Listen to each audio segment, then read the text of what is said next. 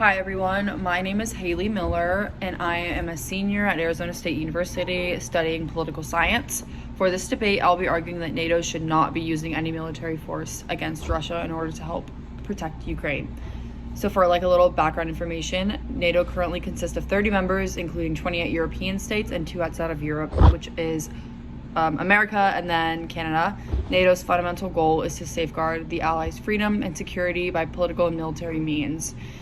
It is the practical means through which the security of North America and Europe are permanently tied together. NATO enlargement has furthered the U.S. goal of Europe whole, free, and at peace.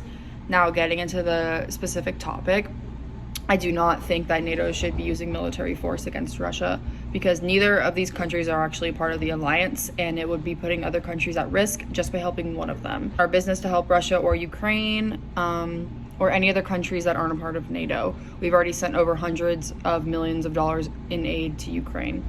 The Ukrainian president, I don't know how to pronounce it, but Volodymyr Zelensky has called for support from NATO countries by asking for a no-fly zone. So this is the one example of something that's already happened. His request has gone unfulfilled because the US stated that creating a no-fly zone creates the risk of engaging military with Russia, something that the US wants to avoid. This is important because Article 5 of the Washington Treaty states that an attack against one ally is basically an attack against all, which is at the core of the alliance, a promise of collective defense. So even though Ukraine is not a part of NATO, if the US creates a no-fly zone, the US is a part of NATO, and this could cause conflict with Russia. In late June, President Biden, like this year, so 2022, President Biden announced that the United States would increase its military presence in Europe with our allies as a different way of helping protect other European countries in case something were to happen with the countries that are part of NATO. When increasing the military presence in Europe with our allies, some examples would be in Poland. There is now a permanent station for the 5th Army Corps headquarters. This is a field support battalion to allow the U.S. to more easily deploy combat troops along NATO's eastern flank. In Romania, they positioned a rotational brigade combat team. In the UK, they stationed 2 squadrons of F-35 fighter jets. And then last example, there's more, but like one more example would be in Italy. There's a forward station for a short-range air defense battery.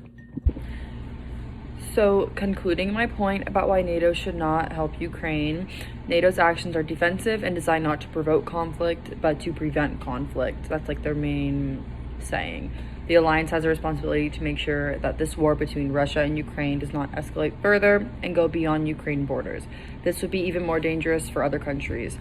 Going back to the no-fly zone I discussed earlier, if this was enforced, it would bring NATO into a forced and direct conflict with Russia. So if this did happen, it would significantly escalate the war and lead to more human suffering and destruction for all countries that are being involved. So other ways we could help is by sending and donating money, which is what we've been doing. We've sent hundreds of millions of dollars to help Ukraine, but we can't physically get involved. So overall, no, it is not NATO's responsibility to get involved with Ukraine because this would provoke conflict.